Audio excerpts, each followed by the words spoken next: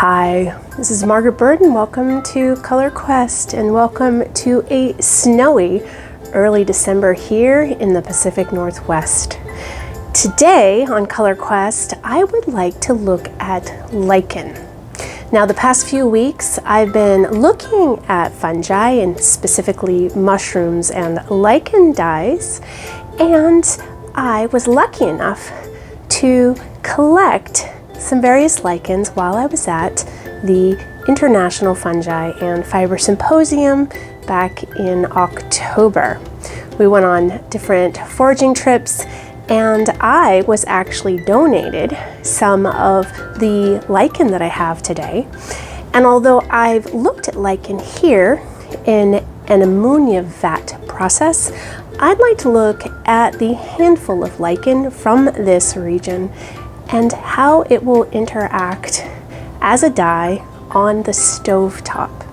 So let's jump into my kitchen studio and get some of those lichens simmering.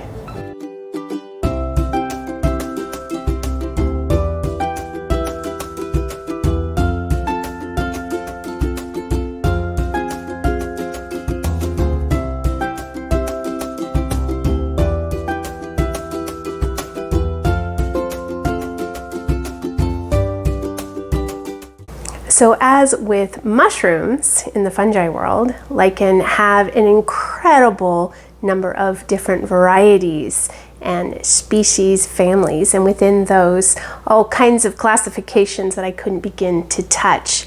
And I would not call myself knowledgeable enough to be able to identify exactly which kind of lichen I may have. However, I can tell by the way that they look and from where they came that they are part of some of the larger families of lichen, and I know the common names. So today I have wolf lichen, lungwort lichen, and Byrd lichen. And I was lucky enough to have one of our Color Quest family members send us what appears to be also some Byrd lichen all the way from the Yukon in Canada. So we'll take a look at each one of those today and what they'll bring in the dye pot. Let's take a look at them now before we start the dye process. So here are the 4 lichen that I have today. Start here with wolf lichen, which is found, as I understand, along the west coast. We have lungwort lichen, which we were lucky enough to find in Port Townsend region back in October. Someone gave this to me. I didn't find it, but it is something that I think is super special. And then we have 2 kinds of Byrd lichens. This one is local here to the Washington region, and then this is the one that came from the Yukon. Thank you so much, Yvette, for thinking of me and sending this. I'm glad I have a chance to look at it now today with these. So here are the Latin names. I'm not going to try to pronounce them. As you know, it was a bit of a struggle last week with the Dyer's polypore. However, I think I may have that one now. Phaeolus schweinitzii. So should I try the Latin names of these lichen? The Byrd lichen comes from the family of usnea. The wolf lichen is from letharia vulpina.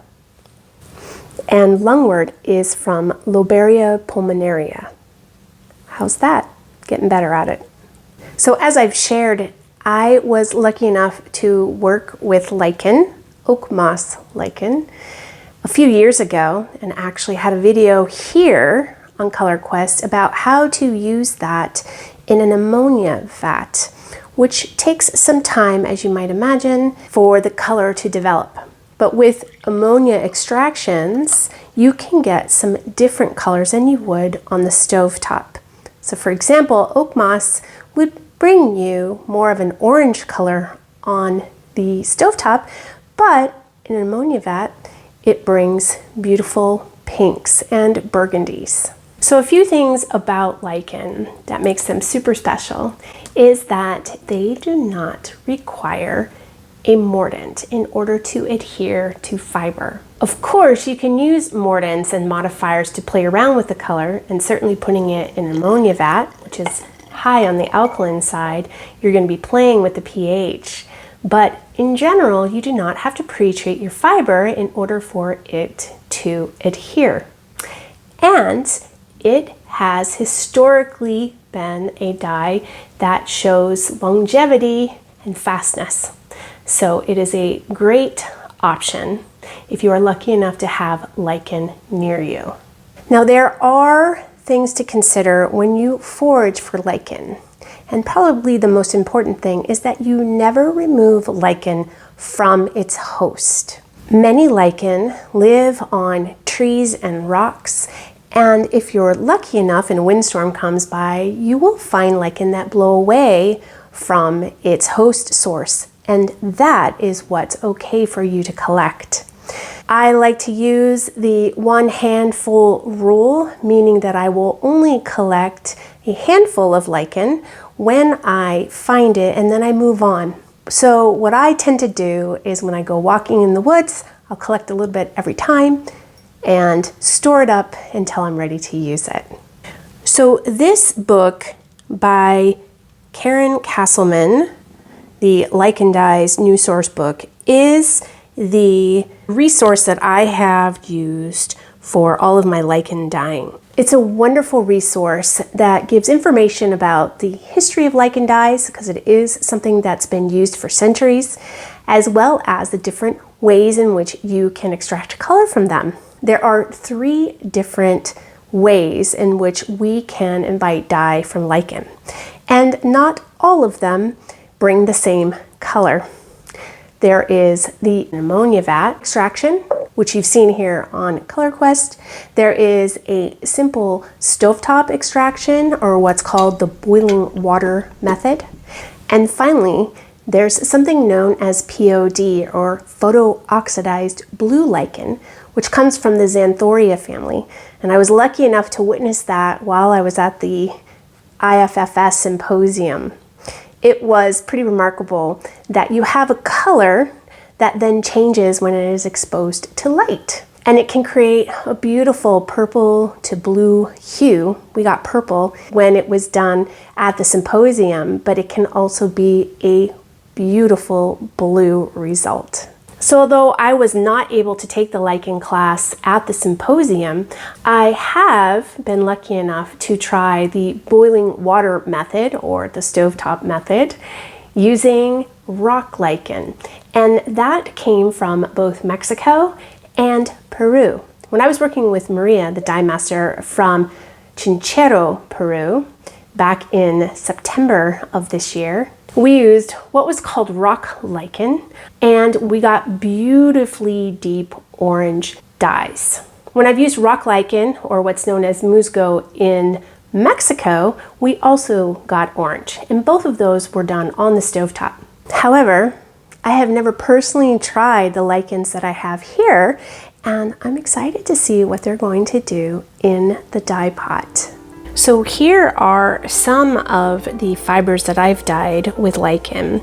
This is the rock lichen that I worked on with Maria down in Peru, and this was done in an hour after we had brewed the lichen for an hour, and then we placed this one in after. So this is an exhaust color. So you can see we got 2 slightly different shades of this beautifully vibrant orange. Now this is some leftover fiber that I have from the vat extraction that I did while I was on residency in Iceland. So this is a very old piece of fiber. This is silk, and I can see that it's slightly faded over time. And these are the different fibers that we did at the IFFS. And as you can see, we really got some beautiful colors. This is the oak moss, so very same lichen as this piece that was done. This was also an ammonia extraction. You will not get pink if you do it on the stovetop. This is some beautiful pinks that we got from different ammonia extraction. That's what AM stands for. AM here as well. You can see the umbilicaria came from Massachusetts, and this one, the flavopunctelia, came from California. But look at those pinks that came out of that. And then this is the lichen, the Xanthoria lichen that used the POD, and that was an ammonia extraction to begin with at a pH of 10, and then when you pull it out and expose it to UV, it becomes purple or even blue. We got to purple, and that was incredible to watch. I actually got to watch that happen while I was there. Now, usnea, that's what we're going to be working with today. You can see this was a boil water method and just a standard pH. And you can see it's a really pretty orange. I'm guessing that it's similar to this family. We'll see what we get. And then the lobaria pulmonaria is going to be the lungwort, which we're going to try. So we'll have two different shades of orange most likely. And then the letharia, we have two different versions. This is the wolf lichen we'll be working with today. You can see one had a post-dye dip of copper. I don't see too much of a difference in the colors, to be honest with you. So we're going to be doing it without any post-mordant. And hopefully we'll be getting this vibrant yellow. So let's get started and get these guys going into the pot. Cool to see what happens with this Yukon usnea. So there's not much prep involved. Let's go ahead and start cooking each one of these lichen on the stovetop. Super simple process. We'll be working with wool skeins again, and as always I'll throw in some silk and cotton pieces. As you might guess, lichen prefer protein fibers, but you never know. We'll see what we get with some cotton pieces. Those have been pre-treated, and maybe that will help a tiny bit, but we won't be pre-treating the wool since Mordant is not required when using Lichen dyes. Okay, let's get cooking.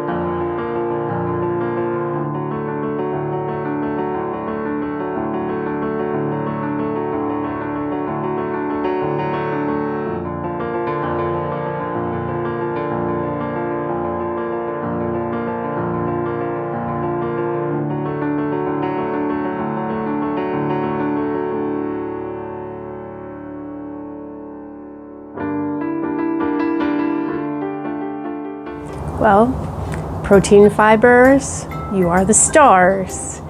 Such a remarkable difference between the results of the wool and silk pieces versus the cellulose fiber of cotton and bamboo. And although a mordant isn't required, and I didn't have it on the wool piece, you could see how very deep those colors were. I did in fact use fiber that had been pre-treated with a mordant on the cellulose, and it didn't make a difference at all. So I do believe it's a good lesson that if you want to be using lichen dyes, you are going to get a much deeper, darker color by choosing protein fibers. The other thing that was really fun for me to see was comparing what we got at the IFFS conference versus what I got, and they were pretty similar. I did notice that my usnea was a bit darker, but that could have simply been because I left it in the pot overnight to soak. So in general though, we got pretty similar colors. It's always cool to see, and I'm really grateful that I have those samples from the symposium. So next week, we're gonna move away from fungi and head back into the kitchen to look at some food waste as an option for natural color.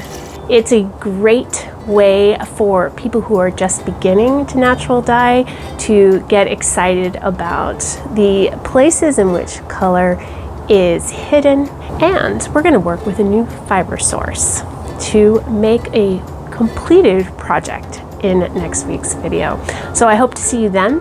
If you are new here and you want to learn a bit more, you can download some of the free PDFs that I have in the description below, as well as an e-course that I have available if you're looking for a single curated class that give some of the basics of natural dyeing, some tips and tricks, and one full project of an ombre dyed silk scarf. Have a great week, and I can't wait to see you here next Friday.